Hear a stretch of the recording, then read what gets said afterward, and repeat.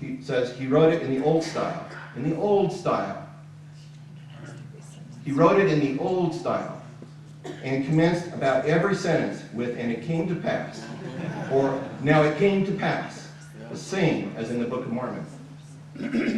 Now you can imagine if you were sitting around listening to somebody or read to you, and they kept saying it came to pass, it came to pass, it came to pass. You remember that. You all just responded when you saw this, right? So some of you have read that phrase quite a bit. Henry Lake was his business partner. He very frequently read to me from a manuscript which he was writing, which he entitled Manuscript Found. American Indians, it describes American Indians as descendants of the lost tribes. It gave account of their leaving Jerusalem, their contentions, told the tragic account of Laban. The historical part of it is principally, if not wholly, taken from the Manuscript Found. He's talking about Book of Mormon.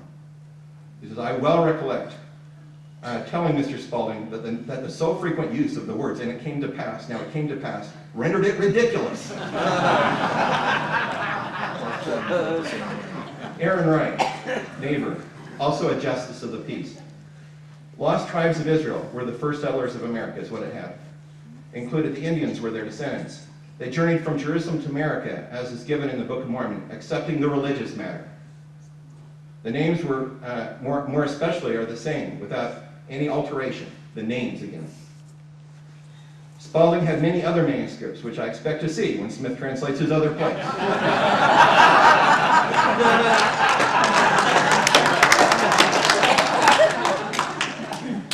This is Aaron Wright's copy of the Book of Mormon. It's been recovered. A page from it has been photographed here. And you notice that it's this page, this particular page is of the 8 witnesses. There's also one of the 3 witnesses. And on both the 3 witness page and on the 8 witness page, it has the same inscription down below. That's it right there. What does it say? It says, and I, A. Wright, does hereby certify that he believes it not. Okay. Art Cunningham, a creditor of Spalding's, he owed a lot of money. Okay. It purported to have been a record found buried in the earth or in a cave, and he adopted the ancient or scripture style of writing. Okay, notice that. I well remember the name of Nephi, which appeared to be the principal hero of the story. The frequent repetition of the phrase, I Nephi, I recollected as distinctly as though it was but yesterday. Oops. He attempted to account for the numerous antiquities. Okay. He remarked that after this generation had passed away, his account of the first inhabitants of America would be considered as authentic as any other history. He said, the Mormon Bible I partially examined, and I'm fully of the opinion that Solomon Spalding had written the outlines before he left Conduit. Abner Jackson. This is a late Conduit witness,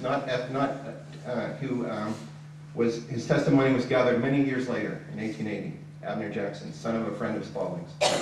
He wrote in the Bible style, and it all came to pass. It occurred so often that some of the people called him Old Come to Pass.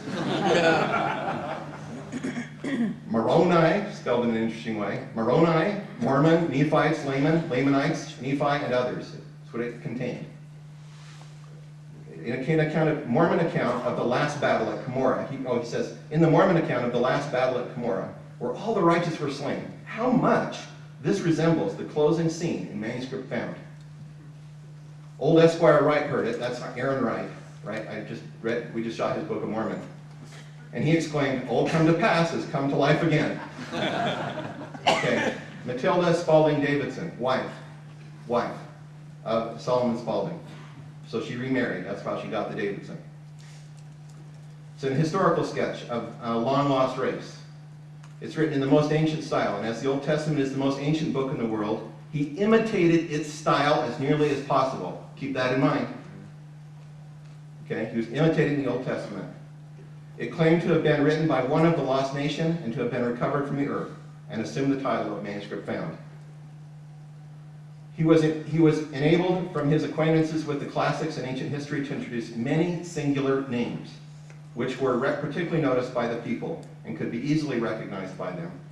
Mr. John Spalding, residing in the place at the time, who was perfectly familiar with this work and repeatedly heard the whole of it read. That's John Spalding is one of the earlier ones I read to you. That's his brother, Solomon's brother. He repeatedly heard it read. Okay? So this is where we talked about that Spalding lived. And then at the end of 1812, after living in Conway, Ohio, he moved down to Pittsburgh. And the idea there was to submit his manuscript found for publication. So he submits it to the Patterson Bookselling and Publishing Company, right there. Okay? So what do we need to know about them? This business, there was a Reverend Robert Patterson who was the owner. He sold books, okay, and stationery, engaged in some small-scale publishing. It said he was asked about Solomon Spalding later, and he gave this statement. It's a strange one, written in the third person. R. Patterson had in his employment Silas Ingalls, a gentleman from the East originally. Excuse me, I have to pause there. A gentleman from the East originally had put into his hands, Silas Ingalls' hands, a manuscript of singular work, chiefly in the style of our English translation of the Bible. Okay. So there was also Joseph Patterson, who's Robert's brother. He was involved with financing and also interacted with Spalding. He later divested and moved to Philadelphia. Silas Ingalls, the printer, who died in 1827. The Book of Mormon is published in 1830, right? And J. Harrison Lambden, he's a clerk in the store, became co-owner in 1817. He was a friend of Sidney Rigdon and died in 1825. Okay. The company went bankrupt in 1823, out of business. And everything, all their manuscripts, whatever they had lying around, had to be disposed of. So in 1814, Spalding and his family moved to Amity, Pennsylvania. And referring to this move, Joseph Miller, one of Spalding's neighbors in Amity, said, he, Spalding, then moved to Amity, leaving a copy of the manuscript in Patterson's hands. In other words, he left a copy at the shop when he moved down to Amity. Okay. All right, this is what he operated a dry tavern in Amity, and he had people that knew him there too. More witnesses, more. So Joseph Miller was a business associate. He says, on hearing read the account from the book of the battle between the Amalekites and the Nephites in the book of Alma, chapter 1, in which the soldiers of one army had placed a red mark on their foreheads to distinguish them from their enemies. It seemed to reproduce in my mind not only the narration, but the very words as they had been impressed on my mind by the reading of Spalding's manuscript. So what's he remembering? He's remembering that. A red mark on the forehead, which we can now read about in Alma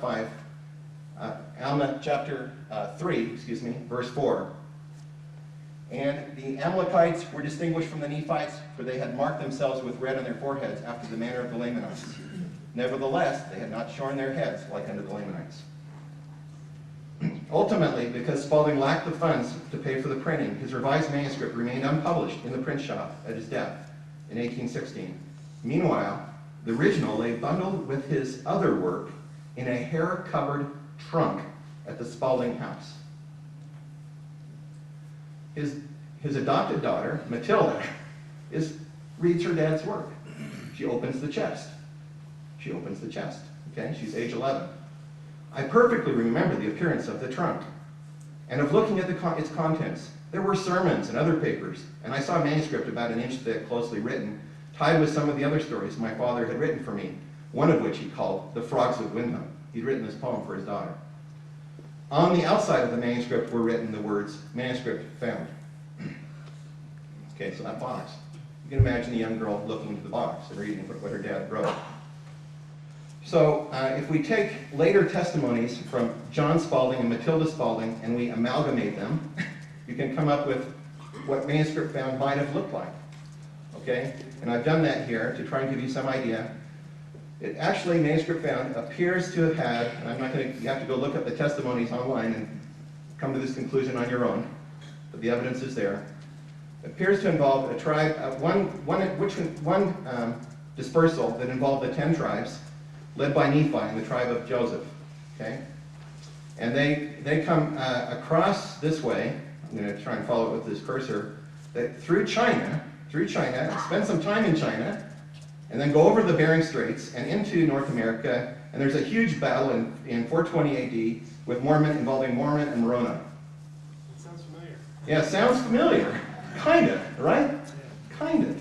And then there's another one about the Jaredites, 2400 BC, led by Levi, okay? And they come along this way, they land at the Isthmus, right here, of Panama, and they disperse, okay? And then again, the story's the same in the sense that you have one civilization wiping out another one, right? Okay, so it's like the Book of Mormon, kinda. It's a close relative, for sure. It's not the Book of Mormon.